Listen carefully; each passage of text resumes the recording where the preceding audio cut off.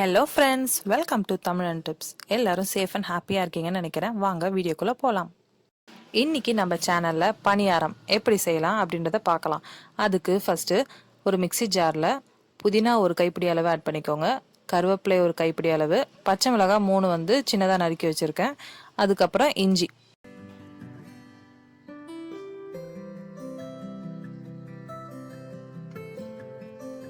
இப்போது இதில் பெருஞ்சீரகம் ஒரு 2 டேபிள் ஸ்பூன் அளவு ஆட் பண்ணிக்கலாம்.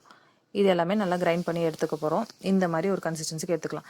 இப்போது இட்லி மாவு இருக்கு இல்லையா, அதில் கேரட் நல்லா திருவி வச்சுருக்கேன். அதை எடுத்து ஆட் பண்ணிக்கிறேன். ஃபஸ்ட்டு ஒரு பெரிய கேரட் அளவு நான் எடுத்துருக்கேன். அதை ஆட் பண்ணாலே இந்த மாவுக்கு போதுமான அளவு.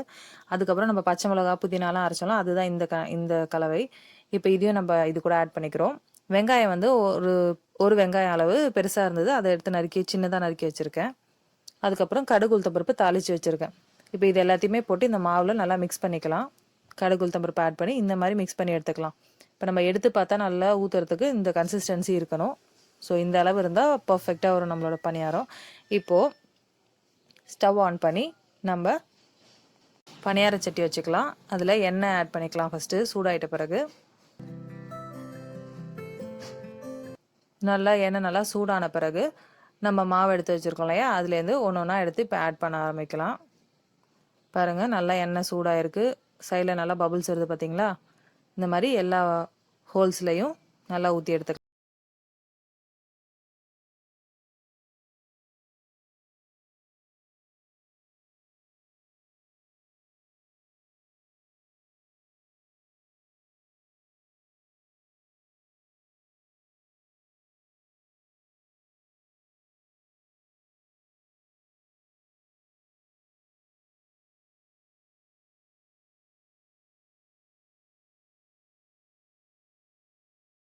நல்லா வெந்திருக்கு.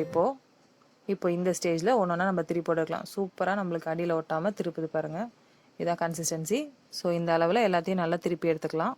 அவ்வளோதான், நம்மளோட இன்ஸ்டண்ட்டான ஈவினிங் ஸ்நாக் வந்து சூப்பராக ரெடி ஆகிடுச்சு. ஹெல்த்தியாகவும் இருக்கும், இன்னும் நிறைய வெஜிடபிள்ஸில் ஆட் பண்ணியிருக்கோம். கண்டிப்பாக இதை ஒரு வாட்டி ட்ரை பண்ணி பாருங்கள்.